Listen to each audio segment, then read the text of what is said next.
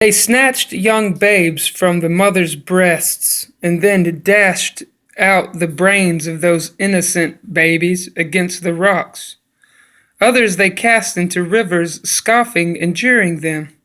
So throwing a little baby in the river and laughing and making sport, and called upon their bodies when falling with derision, saying, "Come here, baby, come here." The true testimony of their cruelty to come to them, and inhumanely exposing others to their merciless swords together with the mothers that gave them life. They erected certain giblets, large but low made, so that their feet almost reached the ground, every one of which was so ordered as to bear 13 persons in honor and reverence, as they said blasphemously, of our Redeemer and his 12 apostles, under which they made a fire to burn them to ashes whilst hanging on them.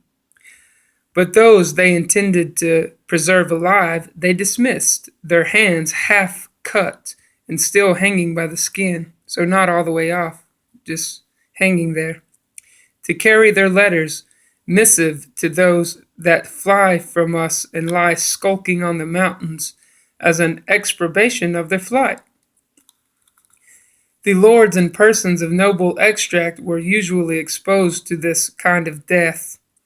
They ordered gridirons to be placed and supported with wooden forks, and putting a small fire under them, these miserable wretches by degrees and with loud shrieks and exquisite torments at last expired. So they hung there screaming as they gave up their life to the fire, burning to death. I once saw 4 or 5 of their most powerful lords laid on these, spread with the same commodity, man's flesh. But the shrill clamors which were heard there being offensive to the captain, by hindering his response, he commanded them to be strangled with a halter. So he couldn't stand the screams anymore and had them put to death. The executioner, whose name and parents at civil are not unknown to me, prohibited the doing of it, but stopped gags into their mouth to prevent the hearing of the noise, he himself making the fire, till that they died, when they had been roasted as long as he thought convenient. So he knew the man and his parents who did this to them.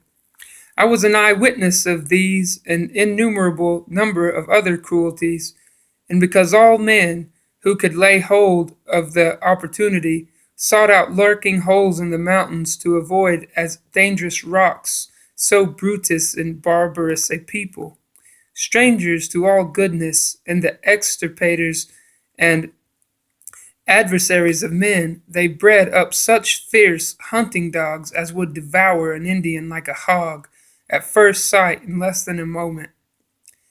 Now such kind of slaughters and cruelties as these were committed by the curs, and if at any time it happened, which was rarely, that the Indians, irritated upon a just account, destroyed or took away the life of any Spaniard, they promulgated and proclaimed this law among them, that 100 Indians should die for every individual Spaniard that should be slain. So the Spaniards deserved to die for their cruelties, and if the Indians happened to actually kill one of the Spaniards, they would kill 100 Indians for every individual Spaniard. All right, see y'all in the next video.